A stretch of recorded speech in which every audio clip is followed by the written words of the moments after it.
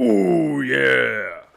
We got the dire wolf. Has Irene's over there interrupting the video. Sorry. I'll take care of her later.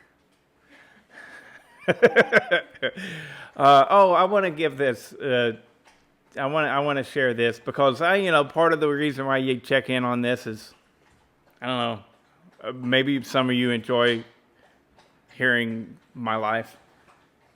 Got a little dog back there lapping up the water. We said goodbye to our old girl day before yesterday. So our old girl, Calypso, the black dog, she had some internal problems, blood out both ends, and she was already old. She was 12 or 13 years old, and I really care for my dogs. I enjoy them. I think a dog is a fantastic creature. I really enjoy my dogs. But they are still dogs to me. They're not children. They're not parents. They're not loved ones. They're dogs. And especially a dog that is already up in years, I'm not going to spend thousands of dollars on medical procedures to extend their life a couple more years, and they'll become really old and decrepit. And so it, just like Old Yeller, she's my dog. I take care of the business. And it's not easy. It's not easy to do. So, but anyways, there you go. Lost my old girl, Calypso, and she was a good old dog. So Louis is over there wanting in, but I'm doing this video, so I'm not going to let him in. Maybe Irene will get it. Anyways, then Louis will come and rush up to the video. Yep, he's coming in. Here it happens. Louis! Say hello. Come here. Hey, it's my Louis dog. Come here. Watch this. Watch him. No, come on. See? He always does this pretend bite your face off thing. One of these days he's going to bite my face off. Then I'll get mad and shoot him. Anyways. The Echo 620 versus the Husqvarna 268. The Echo handled its business, especially whenever more torque was involved. And I failed to mention it whenever I did the video with the 268 versus the Steel 400. And that is, you can really tell the lack of anti-vibration in this Husqvarna because that chain is slightly too aggressive. I took the rakers down 2 swipes and it made it very aggressive. A little bit too aggressive. But on the steel, you couldn't even feel it. That's how good the anti-vibe is on that thing. On this Echo, you could feel it, but it was very diminished versus the 268. You can see, especially on that tug up, it's like that Husqvarna is completely solid mounted. And I guess in a way it is, because rubber is solid, right? But the only thing that it has for anti-vibration is like the hockey puck rubber vibration eliminators. Uh, ever since I think the 372 XP, I think that was the one that started it. Everything uses springs now. They work a lot better. Anyways, the Husqvarna, you can really see it, especially on that tug up. It's just pushing me back and forth. But that is exactly the same chain. It is exactly the same chain. And the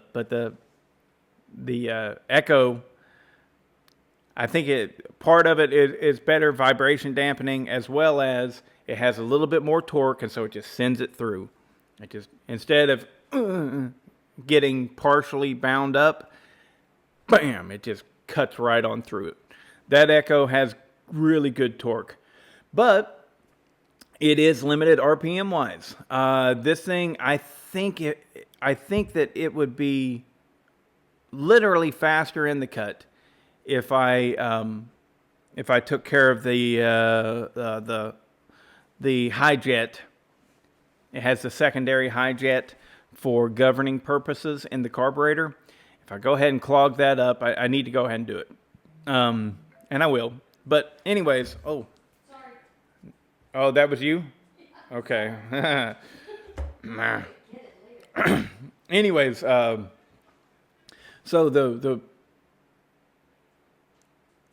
I think that the Echo can be faster just by plugging off that carburetor, extra high jet, for the governing high jet.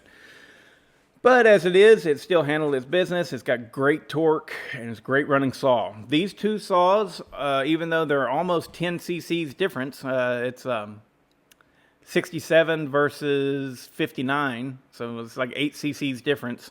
They're the exact same weight, I believe. I believe they are. They don't feel it, though. The 268 does feel like it's heavier. It just feels heavier in your hand. 100 pounds of lead is going to feel heavier than 100 pounds of feathers. There's both 100 pounds, but you're going to perceive them differently. So anyways, that's what I get out of this. There's not too much of a difference, but yeah, the Echo, it pulls really well. And with this video, I finished off my first tank in that Echo. The Echo 620 that I'm using is actually started life as a 590 that I built, and I have gradually turned it into a 620. And it is my 620 Direwolf, and it has been ported and polished by me. Pretty simple port and polish job, but I just followed the recipe of Charles Briscoe, what he does. He told me what to do, and I did exactly that. And runs great. Love it. Love the way this saw runs and pulls chain. And it may not be the fastest thing out there, but who cares? It's the way it feels in your hand, and this thing has good torque, and it's smooth and nice, and just pulls that chain. Feels really good. It's a saw that you would enjoy running all day long. You know, you just would. Anyways, so there's that. And now I guess next up we're going to see if this Direwolf here, the Echo 620 Direwolf, I guess I should add PW in there. Oh, and you know what? I'm glad I remembered. I can't remember your first name. I think it's Thomas, or it might be Sean. But Glacken. I got a Christmas present from one of y'all. It was just a straight up Christmas present. And I don't have it to show because I've already taken it down in the garage and put it on the saw. So he sent me, Merry Christmas, outside spikes for the Direwolf. So he sent me the outside spike for my Direwolf, this saw in the video, and I've already put those on. They go on real neat. You know, they slide into the clutch cover. So anyways, I thought it was cool, and thank you very much for that. I appreciate it. I wish I was better with names. It's only going to get worse. It's only going to get worse. I've got almost 5,000 subscribers. Whenever I get 100,000, you think I'm going to remember anybody's name? Oh my God, that's going to be difficult. But anyways, yeah. So a 59cc saw takes on one of the greats, a 268. This is a really known platform that so many people really, really love. And this is a good example of a 268 as well. It runs very, very well, and it's very clean and in very good shape. And it's completely stock. And I will say this, I bet you the tail of this would be different. The tail of these two chainsaws battling each other would be different if that 268 just had a simple muffler mod. Somebody recently said it in one of the comments. Oh, who was it? I can't do it. I'm uploading a video. Anyways, I think 0808, you may have said it. I don't know. Anyways, but you said that the muffler sounds funny on that 268, and it does. It does. It sounds like it's just like, you know, it's really clogged up, and I think that with a good muffler mod, that saw will run so much better than it's currently running. And then will this Direwolf be able to beat it? I don't know. But I would put this Direwolf's power right there with a stock 372 XP X torque.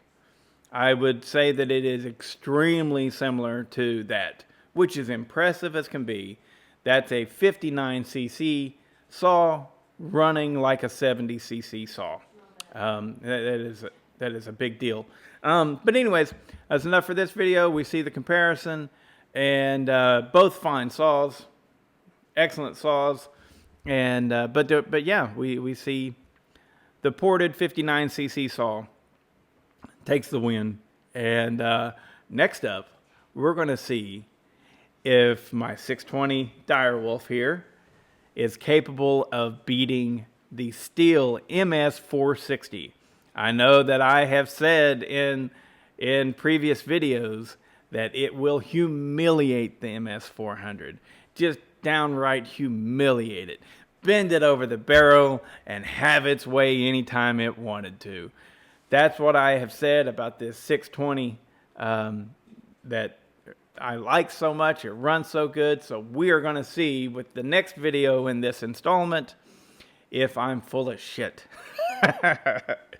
And I will say that, well, for one, I'm perfectly fine with making mistakes. That doesn't bother me like it bothers some people. Some people like to really hang on to that and try and prove why they were right. No, I'm like, oh, shoot, I was wrong. Or maybe I am right. You know, I don't know at this point. But one thing is for sure about me is I'm completely okay with being wrong. It doesn't bother me at all. And I don't know, it bothers everybody a little bit more. A little bit. Look at me, I'm just rambling.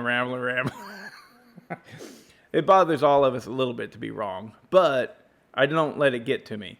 And it's okay if I'm wrong, and I can admit that. But as it is, I don't know which one's going to win between the 400 and this 620 here. But as it is, I would say that as long as it's a 20-inch bar, the 400 feels better to run. It feels nicer. It's smooth. Oh, God, it's smooth. I've said it enough. You get it. It's smooth like butter. But if you go above a 20-inch bar, if I go above a 20-inch bar in the wood that I'm cutting and my style of cutting and what I like, that 400 starts to go downhill quickly. You start to really recognize that big bar. You know, it'll do it. It'll pull a 24-inch bar, which the steel calls theirs a 25-inch bar. They're still 84 drive links. Anyways, they're the same size on Husqvarna and steel. 84 drive links. One of them calls it a 25. One of them calls it 24. My bet is both of them are 23. Anyways, so if you look at it in that regard, if you're going to run a 20-inch bar I bet you that the steel would be more enjoyable to run with a good sharp chain. It needs a good sharp chain. It really does, because it just gets halted. Boom. Whereas this Echo doesn't. It may not be as fast, but it just rips and goes. But if you then take those two same chainsaws and you put a 24-inch bar on them, I bet you the Echo then becomes more enjoyable to run. Yeah. But this video is about the Echo versus the 268. Honestly, they're pretty evenly paired. Both of them the same weight. Both of them looks like they got really similar power characteristics. Yeah. So that's that. Enough for this video. On to the next.